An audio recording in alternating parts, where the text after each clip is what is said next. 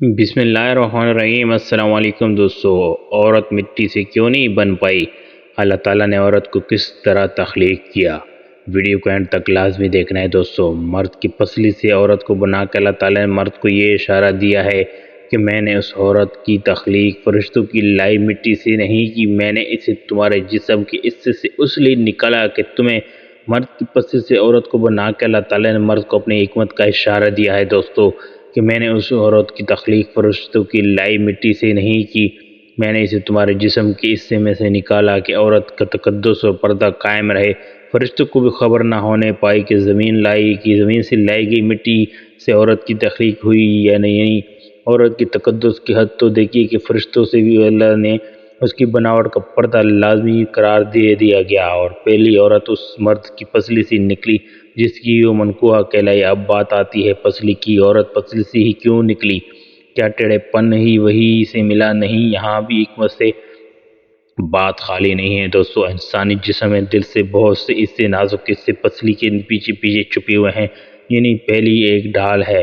بس اس نازک حصے کے لیے اللہ تعالیٰ پاک نے عورت کو پسلی سے نکال کر یہ نہیں بتایا کہ عورت میں ٹیڑھا پن ہے، بلکہ اس عورت کو پسلی کی تخلیق کر کے یہ بھی سمجھا دی کہ عورت وقت پڑنے پر ڈھال بھی بن سکتی ہے۔ حضور نبی کریم صلی اللہ علیہ وسلم صحابہ کی محفل میں جلوہ فرماتے کہ ایک شخص حاضر ہوا، عرض کرنے لگا، یا رسول اللہ صلی اللہ علیہ وسلم کہ ایک شخص کہ کوئی ایسا مومن بھی ہے جو جہنم میں رہے گا؟ حضور صلی اللہ علیہ وسلم نے فرمانے لگے، ہاں، ایک شخص ایسا ہوگا جو جہنم کی گہرائی میں 1000 سال رہے گا اور مسلسل اونچی آوازوں سے پکارتا رہے گا، یا حنانو یا منانو۔ ایک دن اس قدر اونچی آواز بلند ہوگی کہ یا نانو منانو کہے گا کہ حضرت جبرائیل علیہ السلام جہنم کے قریب سے گزرتے ہوئے اسے سن لیں گے۔ حضرت جبرائیل علیہ السلام حیران ہوں گے کہ کیسی عجیب بات ہے کہ کوئی مسلسل یا حنانو منانو پکار رہا ہے۔ حضرت جبرائیل علیہ السلام عرش کے سامنے حاضر ہوں گے اور سر سجدے میں رکھ کر خدا کی تسبیح بیان کریں گے۔ اللہ تعالیٰ فرمائے گا، اے جبرائیل علیہ السلام سر اٹھاؤ۔ جیسے ہی حضرت جبرائیل علیہ السلام سر اٹھائیں گے تو اللہ تعالیٰ فرمائیں گے کہ بتاؤ جبرائیل علیہ السلام کیا عجیب دیکھا آج تم نے؟ حضرت جبرائیل علیہ السلام عرض کریں گے، اے اللہ ہمارے رب، میں نے جہنم سے آتی ہوئی ایک آواز سنی جو کہ گہرے گڑھے سے لگ رہی تھی، کوئی پکار رہا تھا، یا حنانو یا منانو۔ اللہ فرمائے گا، اے جبرائیل علیہ السلام جہنم کی دور کا مالک کے پاس اور اس سے کہو کہ جو بندہ یا حنانو منانو کی صدا لگا رہا ہے اسے جہنم سے نکال کر تمہارے حوالے کر دے، پھر اسے میرے پاس لے آؤ۔ حضرت جبرائیل علیہ السلام جہنم کے دروازے پر دستک دیں گے، مالک باہر آئے گا اور حضرت جبرائیل علیہ السلام انہیں اللہ پاک کا حکم سنائیں گے۔ حکم سن کر جہنم کے اندر جائیں گے۔ حضرت محمد صلی اللہ علیہ وسلم نے فرمایا، جیسی ماں اپنے بچے کو پہچانتی ہے، مالک اسے جہنم کو پہچانتے ہیں، اس کے باوجود آپ یا حنانو یا منانو کہنے والے شخص کو تلاش نہیں کر پائیں گے۔ باہر تشریف لائیں گے، حضرت جبرائیل علیہ السلام سے عرض کریں گے، اے جبرائیل، جہنم میں گہرا سانس لیا ہے، اس لیے کون سی چیز پتھر ہے، کون سی چیز لوہا ہے اور کون انسان ہے، اس کی پہچان نہیں ہو رہی۔ حضرت جبرائیل علیہ السلام پھر اللہ کی برگاہ میں سجدہ کریں گے۔ اللہ پاک ارشاد فرمائے گا، اے جبرائیل علیہ السلام سر اٹھاؤ، تم یا حنانو منانو کہنے والے کو کیوں نہیں لائے؟ حضرت جبرائیل علیہ السلام عرض کریں گے، مولا دور کا جہنم مالک نے بھی معذرت کر لی ہے، کہتے ہیں جہنم نے گہری سانس لی ہے، اس وجہ سے پتھر لوہا اور سانس سب درمیان کوئی فرق نہیں بچا، تو یہ سب جل کر کوئلہ بن چکے ہیں، کسی چیز کی پہچان نہیں ہو پا رہی۔ اللہ فرمائے گا، جبرائیل مالک سے کہو میرا بندہ جہنم کے فلاں گڑھے میں فلاں کونے میں اس حالت میں پڑا ہوا ہے۔ حضرت جبرائیل علیہ السلام جہنم کے دروازے پر جائیں گے اور ہم حضرت مالک کو یا حنانو منانو پکارنے والے کا بتائیں گے۔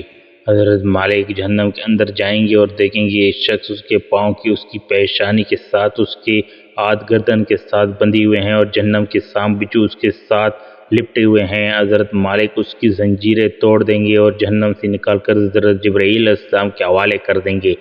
حضرت جبرائیل علیہ السلام سے عرش الہی کے سامنے لے کر حاضر ہوں گے، سر سجدے میں رکھیں گے۔ اللہ پاک فرمائے گا، جبرائیل علیہ السلام سر اٹھاؤ۔ حضرت جبرائیل علیہ السلام سر اٹھائیں گے۔ اب اللہ تعالیٰ اس بندے سے فرمائے گا، اے بندہ، کیا میں نے تیری بہترین تخلیق نہیں کی تھی؟ کیا میں نے تیری طرف رسول نہیں بھیجے تھے؟ کیا میرے رسولوں نے تمہیں میری کتاب نہیں سنائی تھی؟ کیا میرے رسولوں نے تمہیں میری کتاب نہیں سنائی تھی؟ کیا میرے رسولوں نے تمہیں نیکی کا حکم نہیں دیا تھا؟ کیا تمہیں بڑائی سے منع نہیں کیا تھا؟ وہ بندہ ساری باتوں مانے گا، اقرار کرے گا، یا اللہ تو نے میری بڑی اعلیٰ تخلیق فرمائی، تیرے رسول صلی اللہ علیہ وسلم بھی تشریف لائے اور انہوں نے تیرے احکام بھی سنائے۔ اللہ پاک فرمائے گا فلاں فلاں گناہ کیوں کیا؟ وہ عرض کرے گا یا اللہ میں اپنی جان پر ظلم کیا جس کی سزا مجھے جہنم میں ڈال دیا گیا، اے اللہ اس کے باوجود میری امید نہیں ٹوٹی، مجھے تیری رحمت سے امید تھی، میں یہاں نانو یا نانو پکارتا رہا، مولا تو نے مجھے اپنے فضل سے جہنم سے نکالا، یا اللہ مجھ پر رحم فرما۔ اللہ پاک فرمائے گا اے فرشتوں گواہ ہو جاؤ میں نے اس پر رحم کیا اور اسے معاف کر دیا۔ ناظرین آئیے اپنا اپنا محاسبہ کرتے ہیں، کیا ہم بھی اس کوئی ایسے ہی ہے جو کہہ سکتے کہ اپنے ایمان کا حساب کر سکتا ہے؟ اپنے گریبانوں میں نظر ڈالیں، کوئی ایسی خوبی جس پر ہمیں یقین ہو کہ ہمیں دوزخ سے میں نہیں ڈالا جائے گا، ہزاروں سال کی عبادت بھی دور ہو جاتی ہیں۔ تو بس اللہ سے دعا ہے کہ اللہ ہم جانتے ہیں کہ اگر ہمارے ایمان کا سخت حساب لیا گیا تو یقیناً ہم بچ نہیں پائیں گے، ہم بے حد گنہگار ہیں، لیکن اے اللہ پاک ہم تیری رحمت کا سوال کرتے ہیں، ہم سے اس حساب اپنی رحمت اور عطا کا سایہ رکھنا، اے اللہ پاک ہماری دعا کو قبول فرما، آمین۔ قیامت کے دن جب لوگوں کی ایمان کا حساب و کتاب ہو رہا ہوگا، پر کچھ لوگ ایسے ہوں گے جن کو اللہ تعالیٰ بغیر حساب کے جہنم میں بھیج دے گا۔